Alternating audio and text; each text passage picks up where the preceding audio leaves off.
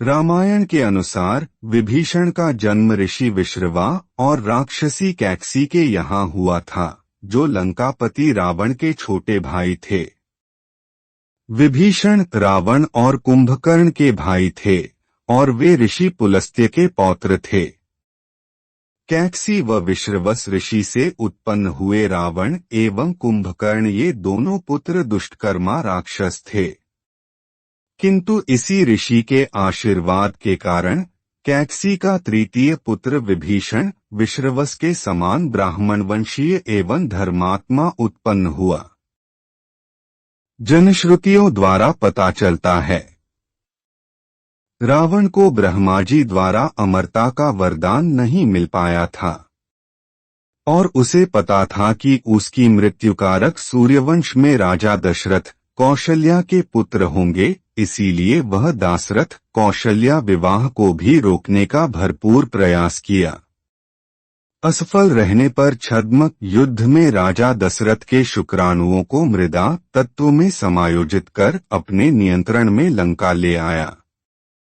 त्रुटि बस उसके कुछ अंश को रावण की माता केकशी ने अपने गर्भ में धारण कर लिया, जिससे विभीषण का जन्म हुआ। बाकी बचे हुए अंश को वह यह हिदायत देते हुए अग्नि देव को सौंप दिया कि वे किसी भी हालत में इसे किसी को नहीं देंगे। श्रृंगी ऋषि द्वारा यही हिस्सा यज्ञ द्वारा अग्नि देवता से प्राप्त किया गया, जिससे राम और उनके अन्य भाइयों का जन्म हुआ। इसी कारण कुछ लोग विभीषण को राम का भाई मानते हैं। विभीषण के पिता दशरथ। विभीषण की माता का नाम कौशल्या है। जब रावण को इस बात की जानकारी हुई कि कौशल्या का पुत्र उसकी और उसके परिवार की मृत्यु का कारण बनेगा, तब उसने अपने सैनिकों से कहकर कौशिक प्रदेश के राजा कौशिक की पुत्री कौशल्या का अपहरण करवाकर उन्हें लंका के समुद्र तट पर छुपाया था और उन्हें छोड़ने की कीमत उनका पहला पुत्र मांगा था, जिसका ही नाम विभीषण था। और यही कारण था कि विभीषण ने बिना किसी विवाद के रावण को छोड़कर राम का साथ देने चला गया था। ऐसी कथा श्रीलंका में प्रचलित है।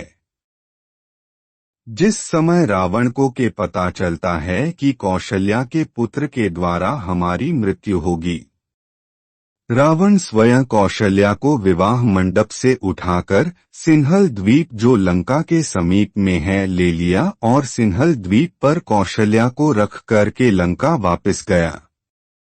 साथ में दशरथ जी एवं सुमंत जी को एक पिटारी में बंद करके समुद्र में बहा दिया।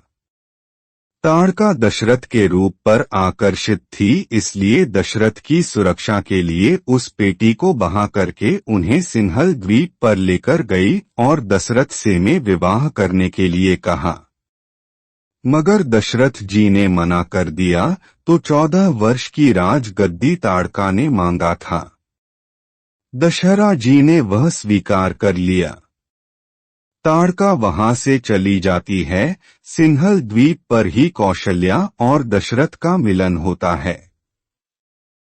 वहीं पर गर्भ में विभीषण जी का आगमन होता है, लेकिन पूर्ण विवाह न होने की वजह से वहां पर विभीषण का त्याग करके सामाजिक परिवेश को देखते हुए सुमंत जी दशरथ कौशल्या का पाणिग्रहण संस्कार ब्राह्मण होने के नाते वहीं पूर्ण करवाते हैं और वापस अयोध्या आते हैं। चूंकि विश्रवा ऋषि की पत्नी मालिनी ऋषि कन्या होते हुए भी एक गगनचरी थी, वह आकाश मार्ग से उड़ रही थी, तभी उसने बच्चे को देखा। भूख से व्याकुल होने के कारण बालक को निगल गई। महर्षि विश्रवा ने ध्यान लगाकर देखा तो इस बालक को योग बल के द्वारा अपने दूसरी पत्नी मालिनी के गर्भ में स्थापित किया और इस प्रकार विभीषण जी का जन्म हुआ। विश्रवा ने अपनी पत्नी मालिनी को बताया है कि वह बालक राक्षस वंश का कुल दीपक होगा, इसलिए इस बालक का जीवित रहना जरूरी है। आगे चलकर वह परमात्मा राम का भक्त होगा। भविष्य में 14 रामायण बने हुए हैं। कंब रामायण से लेकर तुलसीकृत रामायण और अध्यात्म रामायण में प्राचीन कथाएं दी गई हैं।